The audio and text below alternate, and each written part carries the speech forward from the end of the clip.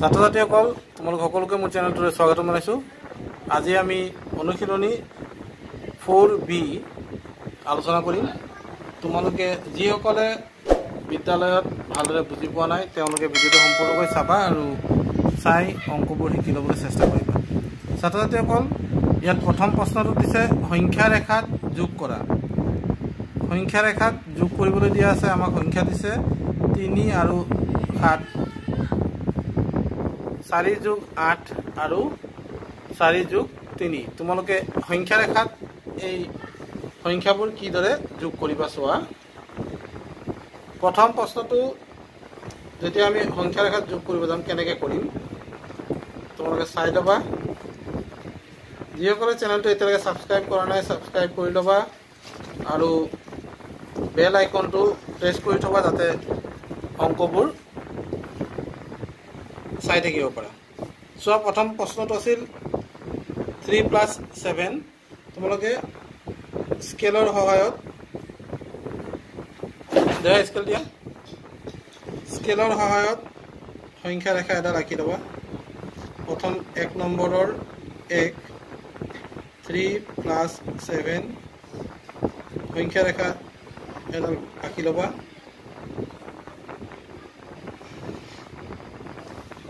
প্ৰথমতে মাৰ্ক কৰি যাবা। চেষ্টা কৰিবা যাতে সমান সমান হয় অংকবোৰ। মই মাৰ্ক কৰি গৈ আছোঁ।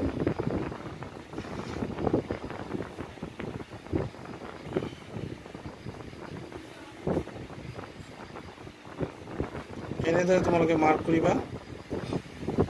ইয়াত প্ৰথমতে দিবা 0 1 2 3 4 5 6 7 8 9 10 11 12 এনেকৈ মাৰ্ক কৰিবা। এতিয়া প্ৰথম সংখ্যাটো তোমালোকক কি দিছে চোৱা। প্ৰথম সংখ্যাটো দিছে 3, গতিকে তোমালোকে ইয়াৰ পৰা 3 ঘৰ আগলৈ যাবা। 1 2 3 3 ঘৰ গলা। ইয়াৰ পিছত তোমালোকক যোগ কৰিব দিছে 7। যেতিয়া যোগ কৰিবা তেতিয়া তোমালোকে যোগ কৰিলে সংখ্যাটো কি পাবা, ডাঙৰ পাবা। যেতিয়া যোগ কৰোঁ আমি সংখ্যাটো ডাঙৰ হ'ব, গতিকে আমি সংখ্যাটো কি পাম, 7 ঘৰ আগুৱাই যাম। 1 ঘৰ 2 ঘৰ 3 ঘৰ 4 ঘৰ 5 ঘৰ 6 ঘৰ 7 ঘৰ। এতিয়া আমি কি পালোঁ চোৱা। আমি প্ৰথমতে 0ৰ পৰা 3 ঘৰ গ'লোঁ। এয়া 3 আৰু ইয়াৰ এই 3ৰ পৰা আমি আকৌ 7 ঘৰ গ'লোঁ। 3 আৰু এইফালে 7 ঘৰ গ'লোঁ। টোটেল আমি পাই গ'লোঁ 3 যোগ 7 সমান 10। এইদৰে তোমালোকে উত্তৰটো উলিয়াব পাৰিবা। তাৰপিছত চোৱা 4 যোগ 8 দিছে। 4 যোগ 8 আমি কেনেকৈ উলিয়াম, আকৌ সংখ্যা ৰেখা লিখিম। 2 নম্বৰ প্ৰশ্নটো দিছে 4 যোগ 8। তোমালোকে কি কৰিবা, মই আগতে কৰাৰ দৰে এডাল সংখ্যা ৰেখাত টানি ল'বা। আকৌ তোমালোকে ইয়াত মাৰ্ক কৰি যাবা।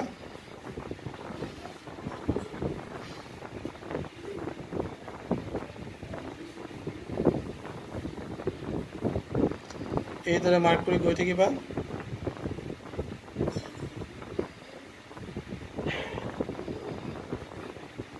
প্ৰথম 0 1 2 3 4 5 6 7 8 9 10 11 12 13 14 15 16। এতিয়া মই আগতে দেখুৱাৰ দৰে তোমালোকে প্ৰথমতে 0ৰ পৰা 4লৈ যাবা। 1 2 3 4 ঘৰ আগুৱাই গ'লা। ইয়াত পালা। ইয়াৰ পৰা তুমি যোগ কৰিব লাগে 8, গতিকে আৰু 8 ঘৰ আগুৱাই যাবা। 1 2 3 4 5 6 7 8। তোমালোক ক'ত গৈ পালা চোৱা, তোমালোকে 12 গৈ পালা। প্ৰথমতে 0ৰ পৰা গতি কৰিলে 4 ঘৰ পালা।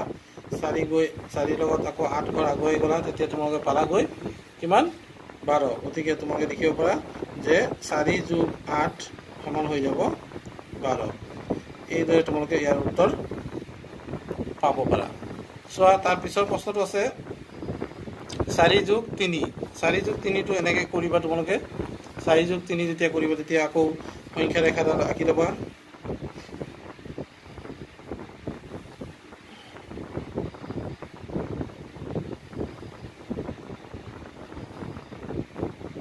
0 1 2 3 4 5 6 7 8 9 10 11 12 13 14 এতিয়া এইদৰে তোমালোকে লিখিবা প্ৰথমতে 4 যোগ 3 দিছে গতিকে তোমালোকে এনেকৈ কৰিবা 4 যোগ 3 গতিকে 4 যোগ 3 যোগ এনেকৈ লিখিবা 1 ঘৰ 2 ঘৰ 3 ঘৰ 4 ঘৰ প্ৰথমতে 4 ঘৰ পালা আকৌ 3 ঘৰ যাব লাগে 1 ঘৰ 2 ঘৰ 3 ঘৰ তো গৈ পালা তোমালোকে 7 প্ৰথমতে 4 পালা 4ৰ পৰা গৈ আকৌ 7 পালা অৰ্থাৎ তোমালোকৰ উত্তৰটো হৈ গ'ল 4 + 3 = 7 নেক্সট প্ৰশ্নটোলৈ যাওঁ নেক্সট প্ৰশ্নটো আছে বিয়োগফল উলিওৱা এবাৰ বিয়োগফল কেনেকৈ উলিয়াম বিয়োগফল উলিয়াবলৈও আমি সেই একে পদ্ধতি সংখ্যা ৰেখাৰ কথা কৈছে গতিকে বিয়োগফল উলিওৱা 2 নম্বৰ প্ৰশ্ন 2 নম্বৰ 1 5 বিয়োগ 2 দিয়া আছে আমি বিয়োগফল উলিয়াম গতিকে আকৌ আগৰ দৰে আমি সংখ্যা ৰেখাডাল আঁকি ল'ম 0 1 2 3 4 5 6 7 8 9 10 11 12 এনেকৈ আঁকি লৈছোঁ এতিয়া মই কি কৰিম চোৱা তোমালোকক কোৱাৰ দৰে প্ৰথমতে মই 0ৰ পৰা 5লৈ যাম 1 ঘৰ 2 ঘৰ 3 ঘৰ 4 ঘৰ 5 ঘৰ ইয়াৰ মই 5 পালোঁ যিহেতু মই 2 বিয়োগ কৰিম সেয়েহে মই কি কৰিম উভতি আহিম 5ৰ পৰা 2 ঘৰ উভতি আহিম 1 ঘৰ 2 ঘৰ উভতি অহাৰ লগে লগে মই ক'ত পালোঁ চোৱা প্ৰথমতে মই 0ৰ পৰা সোঁফালে গ'লোঁ 5ৰ পৰা আকৌ উভতি আহিলোঁ 2 ঘৰ আহি পালোঁ 3 গতিকে তোমালোকে লিখিবা 5 - 2 = 3 এইদৰে তোমালোকে উত্তৰটো উলিয়াব লাগিব নেক্সট প্ৰশ্নটো 8 - 7 আছে একেধৰণে তোমালোকে কৰিবা 8 - 7 = কুৱেশ্যন মাৰ্ক আমি কেনেকৈ উলিয়াম আগৰ দৰে আমি সংখ্যা ৰেখা লিখি ল'ম সংখ্যা ৰেখা এডাল আঁকি মাৰ্ক কৰি যাম 0 1 2 3 4 5 6 7 8 9 10 11 12 13 এনেকৈ এতিয়া প্ৰথমতে মোৰ কাম হ'ব যে মই 0ৰ পৰা 8 ঘৰ যাম 1 ঘৰ 2 ঘৰ 3 ঘৰ 4 ঘৰ 5 ঘৰ 6 ঘৰ 7 ঘৰ 8 ঘৰ মই পালোঁগৈ 8 এতিয়া যিহেতু 7 বিয়োগ কৰিম গতিকে মই বাওঁফাললৈ আহিম 1 ঘৰ 2 ঘৰ 3 ঘৰ 4 ঘৰ 5 ঘৰ 6 ঘৰ 7 ঘৰ মই আহি পালোঁ 1 গতিকে মোৰ এনচাৰটো কি হ'ব 8 - 7 = 1 তোমালোকে এনেকৈ উত্তৰ উলিয়াব লাগিব ছাত্ৰ ছাত্ৰীসকল 2 নম্বৰ প্ৰশ্নটোৰ এই 3টো তোমালোকে নিজে কৰিবা সংখ্যা ৰেখাত কেনেকৈ দেখুৱাবা 3 নম্বৰ প্ৰশ্নটো সংখ্যা ৰেখা ব্যৱহাৰ কৰি পূৰণফল উলিওৱা এতিয়া পূৰণফল কেনেকৈ উলিয়াই সেইটো মই তোমালোকক দেখুৱাই দিওঁ চোৱা সংখ্যা ৰেখা ব্যৱহাৰ কৰি পূৰণফল প্ৰশ্নটো দিছে 3 পূৰণ 2 3 পূৰণ 2 3 নম্বৰৰ 1টোত আছে 3 পূৰণ 2 3 পূৰণ 2 এতিয়া 3 পূৰণ 2 এইটো আমি কেনেকৈ কৰিম চোৱা প্ৰথমতে মই সংখ্যা ৰেখা আঁকিব লাগিব মই সংখ্যা ৰেখা আঁকি দিওঁ সংখ্যা ৰেখাত এয়া 0 1 2 3 4 5 6 7 8 9 10 11 12 13 14 15 এনেকৈ আঁকি লৈছোঁ এতিয়া চোৱা 3 দুগুণ বুলি কৈছে অৰ্থাৎ 3টাকে 2 জাপ মাৰিব লাগিব প্ৰথমতে 1 1 2 3 1 জাপ মাৰিবা এনেকৈ 3ত আকৌ 1 2 3 2 জাপ চোৱা 3 3 কে 2 জাপ মই মাৰিলো মাৰাৰ লগে লগে মই ক'ত গৈ পালো চোৱা 6 পাইছো অৰ্থাৎ তোমালোকে লিখি লাগিব 3 into 2 equals to 6 এনে ধৰণে তোমালোকে ইয়াৰ উত্তৰবোৰ কৰিব লাগিব 2 নম্বৰ প্ৰশ্ন হৈছে 2 পূৰণ 4 2 পূৰণ 4 অৰ্থাৎ 2 ঘৰকে 4 জাপ মাৰিব লাগিব 2 ঘৰকে যদি 4 জাপ মাৰা দিতে কি হ'ব 2 পূৰণ 4 সংখ্যা ৰেখাত কেনেকৈ দেখুৱাবা তোমালোকে 2 4 গুণ কিমান তোমালোকে জানাৰ সত্ত্বেও সংখ্যা ৰেখা ব্যৱহাৰ কৰিব দিছে হেহে আমি সংখ্যা ৰেখাত দেখুৱাটো দৰকাৰ 1 2 3 4 5 6 7 8 9 10 11 12 চোৱা এতিয়া 2 জাপকে 4 বাৰ 1 জাপত 2 ঘৰ 2 জাপত 4 ঘৰ 3 জাপত 6 ঘৰ আৰু 4 জাপত 8 ঘৰ আমি ক'ত পালোগৈ 8ত এতেকে আমাৰ উত্তৰ হ'ব 2 পূৰণ 4 সমান 8 এইদৰে তোমালোকে অংককেইটা কৰিব লাগিব তাৰ পিছত 5 পূৰণ 1 5টা ঘৰ 1 জাপ মাৰিব লাগিব তাৰ মানে 1 জাপে মাৰিব পাৰিবা কিন্তু কেই ঘৰ যাব লাগিব 5 ঘৰ গতিকে তোমালোকে সেই ধৰণে ইয়াত 3 নম্বৰটো কৰিব লাগিব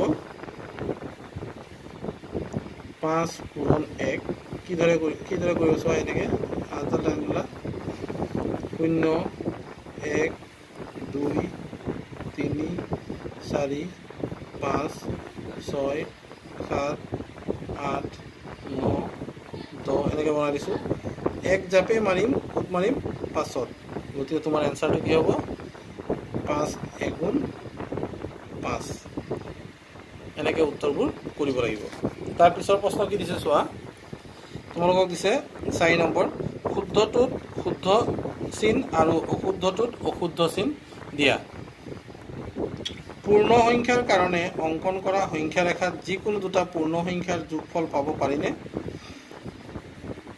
পূৰ্ণ সংখ্যাৰ কাৰণে অৰ্থাৎ দুটা পূৰ্ণ সংখ্যা হওক বা পূৰ্ণ সংখ্যা বুলি ক'লে তোমালোকে জানা শূন্যৰ পৰা আৰম্ভ কৰি যিবোৰ সংখ্যা হয় সেইবিলাক 0 1 2 3 4 এইবোৰ পূৰ্ণ সংখ্যাৰ কাৰণে অঙ্কন কৰা সংখ্যা ৰেখাত যিকোনো দুটা পূৰ্ণ সংখ্যাৰ যোগফল পাব পাৰিনে যোগফল পাব পাৰি যিকোনো সংখ্যা আমি যোগফলটো পাম কিন্তু বিয়োগফলটো পাব পাৰিনে বুলি সুধিছে এতিয়া বিয়োগফলটোৰ ক্ষেত্ৰত তোমালোকে যদি চোৱা সংখ্যা ৰেখাত যেতিয়া আমি সৰু সংখ্যাৰ পৰা ডাঙৰ সংখ্যা এটা বিয়োগ কৰিব যাম তেতিয়া পূৰ্ণ বৰ্গৰ সংখ্যাত আমি পূৰ্ণ বৰ্গৰ যেটা সংখ্যা ৰেখা তাত নেপাওঁ ইয়াত চোৱা মই দেখুৱাই দিম তোমালোকক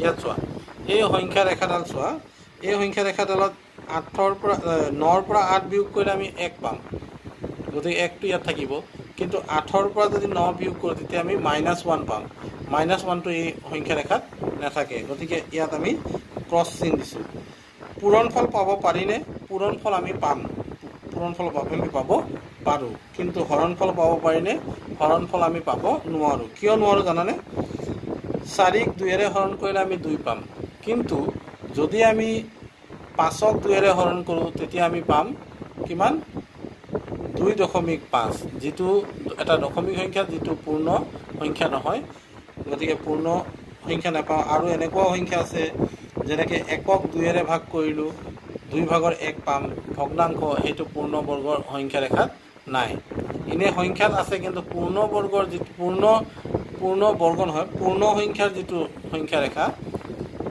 পূৰ্ণ সংখ্যা ৰেখাত আমি হৰণফলটো পাব নোৱাৰো কিছুমান সংখ্যাৰ হৰণফল আমি তাত নাপাওঁ গতিকে এটা প্ৰথমটো শুদ্ধ পিছৰটো ভুল পিছৰটো আকৌ 3 নম্বৰটো শুদ্ধ আৰু 4 নম্বৰটো ভুল এতিয়া আহিল 5 নম্বৰ প্ৰশ্নটো 5 নম্বৰ প্ৰশ্নটোত কৈছে 100তকৈ সৰু কিমানটা পূৰ্ণ সংখ্যা আছে পূৰ্ণ সংখ্যাবোৰ শূন্যৰ পৰা আৰম্ভ হয় গতিকে 100তকৈ সৰু কিমানটা পূৰ্ণ সংখ্যা আছে 100টা তিনিটা অংকৰে গঠিত কোনটো পূৰ্ণ সংখ্যাৰ পূৰ্বপদ দুটা অংক বিশিষ্ট হয় সেই সংখ্যাটো হ'ল 100 100ৰ পূৰ্বপদটো হ'ল 99 গতিকে 100টো হ'ব ইয়াৰ উত্তৰ তলৰ প্ৰতিযোৰ পূৰ্ণ সংখ্যাৰ পূৰ্ণ সংখ্যাৰ সংখ্যা ৰেখাত কোনটো কাৰ সোঁফালে বহিব লিখা আৰু সংখ্যা দুটাৰ মাজত উপযুক্ত ডাঙৰ চিন আৰু সৰু চিন বহুৱাই তুলনা কৰা।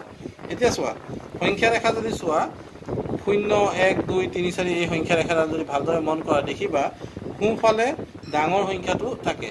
গতিকে ইয়াত 100 আৰু 99 এই দুটা সংখ্যাৰ ভিতৰত ডাঙৰ কোনটো? ডাঙৰটো হ'ল 100। তেতিয়া তোমালোকে লিখিব লাগিব এইটো তোমাৰ অংক হ'ল 7 নম্বৰ। 7 নম্বৰৰ 100 আৰু কি আছিলে 99 আছিলে। তোমালোকে কেনেকৈ লিখিবা চোৱা 100 will lie on the right of 99 মানে 100 সংখ্যাটো 99ৰ সোঁফালে থাকিব এনেকৈ লিখিব লাগিব। আৰু তোমালোকে এনেকৈ দেখুৱাব লাগিব 199তকৈ ডাঙৰ এই ধৰণে তোমালোকে দেখুৱাব লাগিব। কি লিখিছোঁ 100 will lie on the right of 99। ঠিক সেইদৰে ইয়াত তোমালোকে এইটো লিখিব লাগিব 911 আৰু 899 ইয়াৰ ভিতৰত কোনটো ডাঙৰ? 911টো ডাঙৰ। গতিকে তোমালোকে লিখিবা 911 will lie on the right of 899 আৰু 911টো এনেকৈ লিখিবা 911 greater than 899 এনেকৈ শেষত উত্তৰটো লিখিব লাগিব। ঠিক এনেকৈ 0 আৰু 1 আছে 1 will lie on the right of 0 এনেকৈ তোমালোকে লিখিবা। ঠিক এনেকৈ ইয়াত দিছে 10,000 আৰু 9,999 কোনটো ডাঙৰ? এতিয়া তোমালোকে ইয়াত তোমালোকৰ কথাটো হ'ব যে 10,000 will lie on the right of 9,999 আৰু এনেকৈ লিখিবা 9,999 is less than 10,000 এনেকৈ তোমালোকে লিখিবা। সৰু চিনটো ইয়াত বহুৱাব লাগিব। তো ছাত্ৰ ছাত্ৰীসকল এই অংককেইটা তোমালোকে নিশ্চয় পাৰিবা। পৰৱৰ্তী ভিডিঅ'ত মই ইয়াৰ পৰৱৰ্তী অংশটো তোমালোকলৈ লৈ আহিম। সকলোকে ভিডিঅ'টো চোৱাৰ বাবে ধন্যবাদ জনালোঁ আৰু ভালদৰে পঢ়িবলৈ আহ্বান জনালোঁ। Thank U.